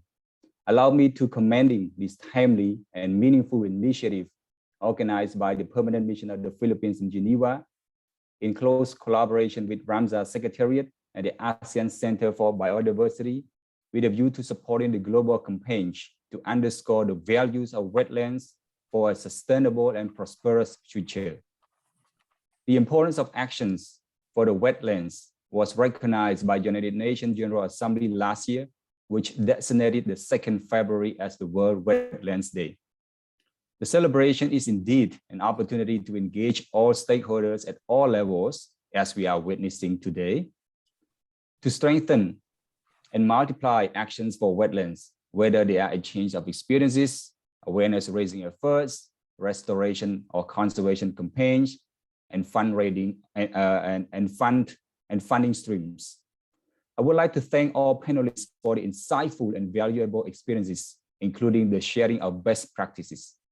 The diversity of the panelists and participating countries who have contributed to our rich dialogue today undermine a fundamental truth about the wetlands.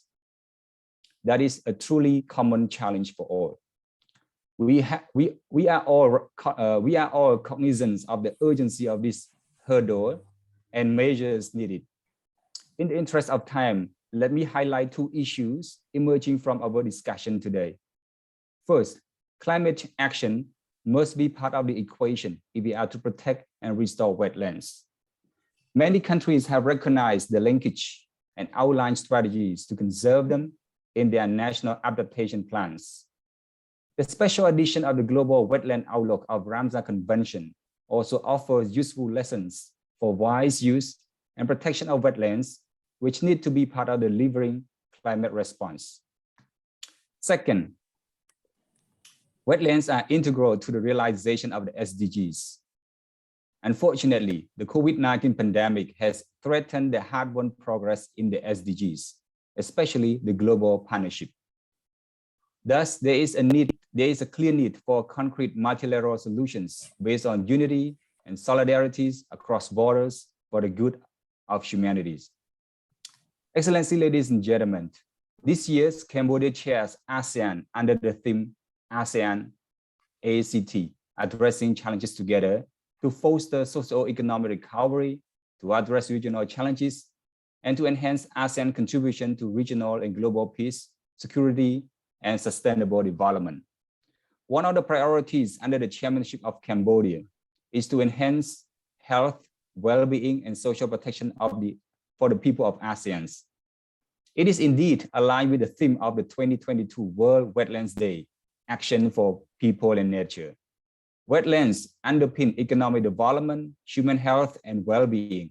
To this end, Cambodia will continue working with other ASEAN members and associated entities, including Ramsar Secretariat and ASEAN Center for Biodiversity, to further enhance its capacity and capability of responding to this common challenge, including further promotion of sustainable use of biodiversity and ecosystem services through the ASEAN Green Initiative and the ASEAN Heritage Parks, some of which are Ramsar sites. To conclude, the World Wetlands Day is a chance to reset our relationship with these critical ecosystems for the benefit of people and planet. It is true that we face the most daunting task, but this should not be a cause of pessimism. I'm confident that together we can meet the challenge. I thank you. Thank you, Ambassador An, for that very meaningful, concluding remarks.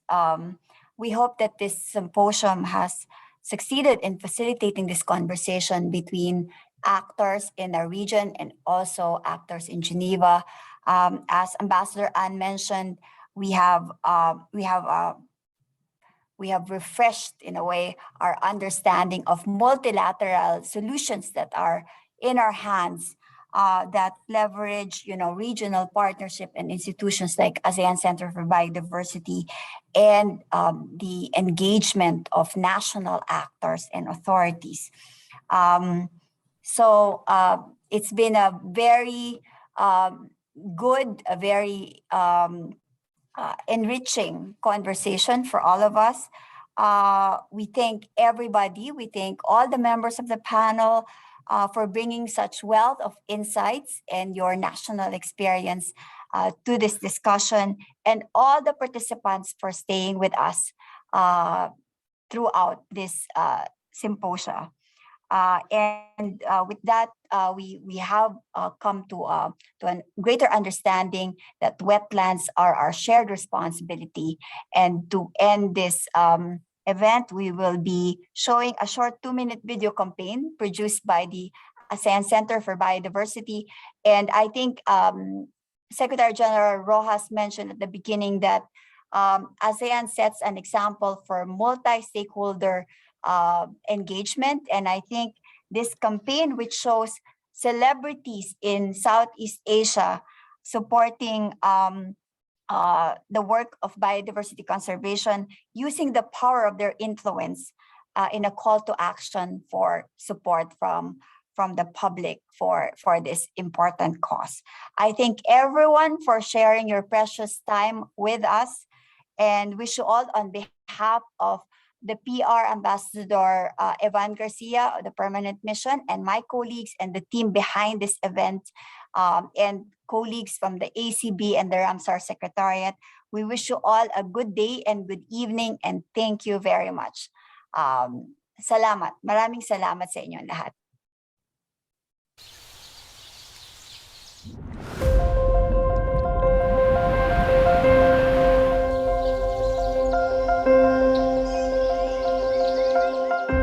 We are citizens of the earth. And ASEAN is our home. It is rich with natural heritage. The mountains, the farmlands, the cities, the rivers, the wetland. Nature provides for us all. Air, nourishment, shelter and protection, jobs and livelihood, and the medicine to prevent diseases.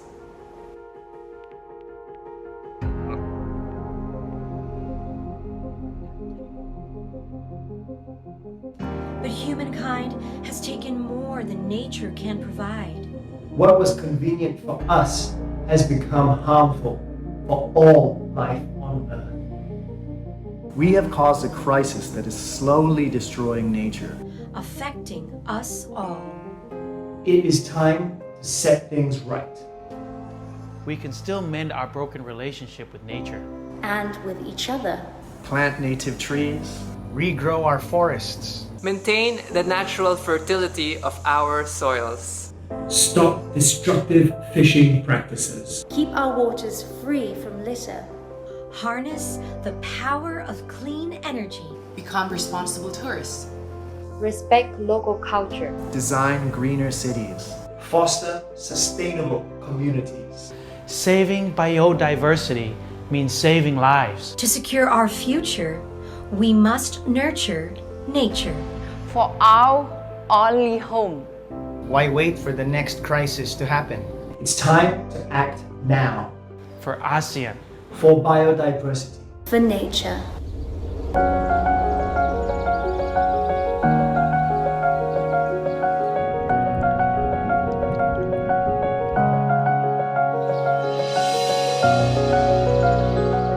Ako ay bahagi ng solusyon. เราคือส่วนหนึ่งของการแก้ปัญหา Tôi là một phần của giải pháp. I am the part of the solution. I am part of the solution. I am part of the solution. I am part of the solution. I am part of the solution.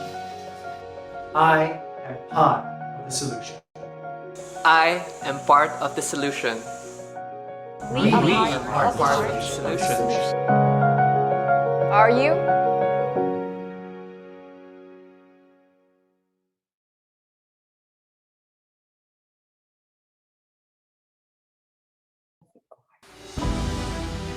We all know where water comes from. But have you ever wondered where water goes once it reaches the ground?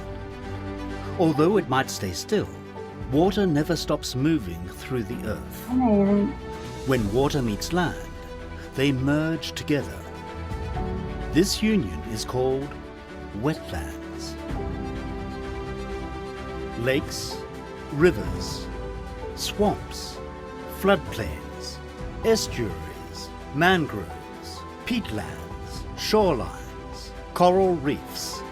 These are examples of wetlands. These environments are an important part of our daily lives and contribute to our well-being. They naturally filter and store water, making it available to the living world, including us. Wetlands are therefore extraordinarily rich and biodiverse ecosystems where life is bursting. They are home to 40% of the world's plants and animals. Half of all bird species depend on wetlands, and 2/3 of fish breed or live there. Wetlands are all around the planet, yet only cover 6% of the emerged lands. They are our most valuable ecosystems and play a crucial role in sustaining life on our planet. However, wetlands are being lost at an alarming rate. Since 1900, 2/3 of these vital areas have been destroyed. Seeing the need to protect wetlands and ensure their wise use, governments established in 1971 the Convention on Wetlands, which is the world's first international treaty focusing on a single ecosystem. Today, 50 years later, the convention has been adopted by 171 countries. Through the designation of protected areas, the implementation of effective policies, and the sharing of knowledge, the convention enables countries to take action to protect their wetlands and use them wisely.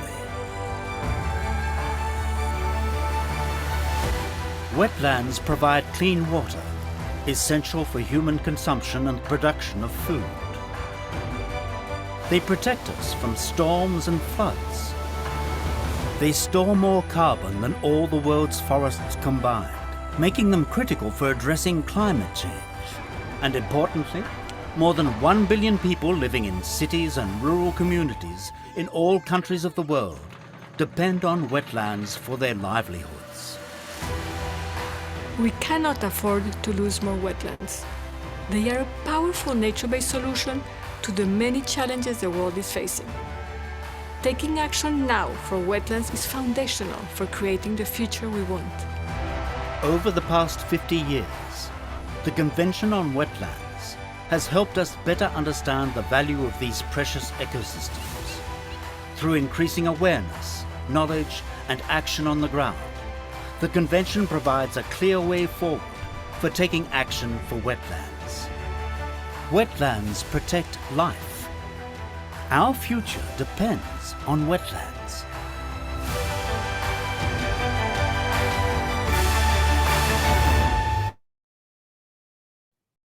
Thank you so much again. I think we had a successful event. Thank you, Edie Lim. Good evening to all of you. It's been a pleasure to have this conversation. I hope that next time we can share experience and good practice together. Yeah, and share Yes. information together to Yes. exchange the lesson. Yeah. Thank you very much.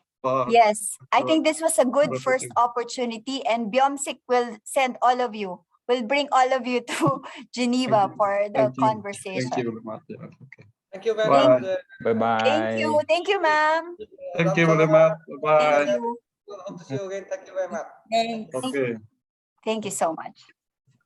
Mhm.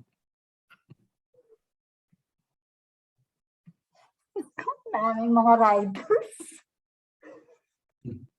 Well, ko sa bagay. Okay, bye. Bye bye.